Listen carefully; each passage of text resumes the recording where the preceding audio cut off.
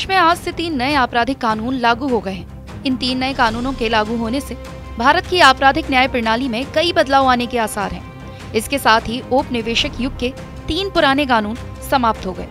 सोमवार से पूरे देश में भारतीय दंड संहिता यानी आईपीसी, दंड प्रक्रिया संहिता यानी कि सीआरपीसी और 1872 के भारतीय साक्ष्य अधिनियम के बदले भारतीय न्याय संहिता, भारतीय नागरिक सुरक्षा संहिता और भारतीय साक्ष्य अधिनियम लागू हो गए हैं। नए कानून से आधुनिक न्याय प्रणाली सुनिश्चित की जाएगी। इसमें 0 एफआईआर, एसएमएस जैसे इलेक्ट्रॉनिक तरीकों से समन, पुलिस शिकायतों का ऑनलाइन पंजीकरण और सभी जघन्य अपराधों के लिए अपराध स्थलों की अनिवार्य वीडियोग्राफी जैसे प्रावधान शामिल किए गए हैं। आधिकारिक सूत्रों का कहना है कि इनमें संविधान से निहित आदर्शों को ध्यान में रखते हुए वर्तमान सामाजिक वास्तविकताओं और इन्हें प्रभावी ढंग से निपटने के लिए एक तंत्र प्रदान करने का प्रयास किया गया है।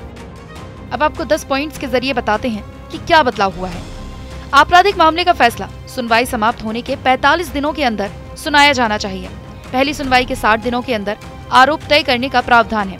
सभी राज्य सरकारों को गवाहों की सुरक्षा और सहयोग सुनिश्चित करने के लिए गवाह सुरक्षा योजनाओं को लागू करना चाहिए। बलात्कार पीड़ितों के बयान पीड़िता के अभिभावक या रिश्तेदारों की मौजूदगी में एक महिला पुलिस अधिकारी द्वारा दर्ज किए जाएंगे। मेडिकल रिपोर्ट 7 दिनों के भीतर पूरी की जानी चाहिए। नए कानून महिलाओं और बच्चों के खिलाफ अपराधों को लेकर कड़े नियम बनाए गए हैं। बच्चों को खरीदना या बेचना जघन्य अपराध माना जाता है, जिसके लिए कड़ी सजा का प्रावधान है। नाबालिग के साथ सामूहिक बलात्कार के लिए मृत्युदंड या आजीवन कारावास की सजा हो सकती है। कानून में अब उन मामलों के लिए दंड का प्रावधान है जहां शादी के झूठे वादे करके महिलाओं को छोड़ दिया जाता है।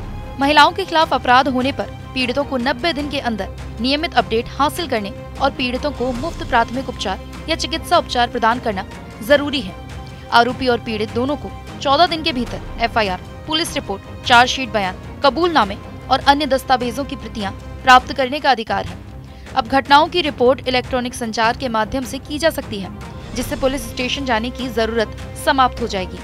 0 एफआईआर की शुरुआत से व्यक्ति किसी भी पुलिस स्टेशन में, चाहे उसका अधिकार क्षेत्र कुछ भी हो, प्राथमिकी दर्ज करा सकता है।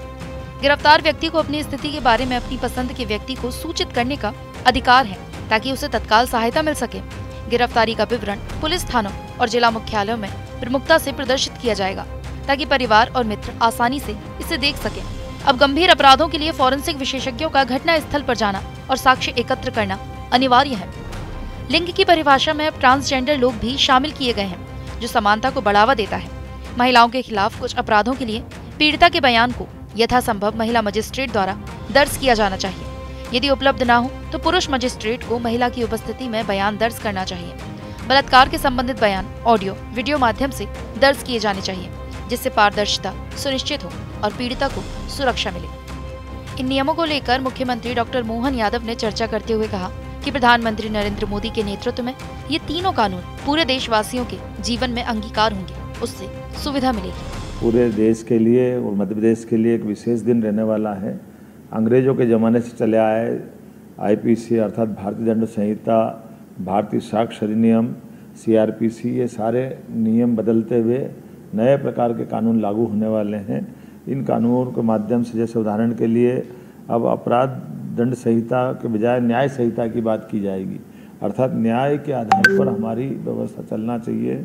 अंग्रेज जब तक हम पे हावी थे तो वो दंड की बात करते थे। हमारी परंपरा न्याय की परंपरा है। यशस्वी प्रधानमंत्री के नेतृत्व में ये तीनों कानून पूरे देशवासियों के लिए अपने उनके जीवन में अंगीकार होंगे और उससे सुविधा मिलेगी और अपने संस्कृति पे हमको गर्व करने का मौका मिलेगा।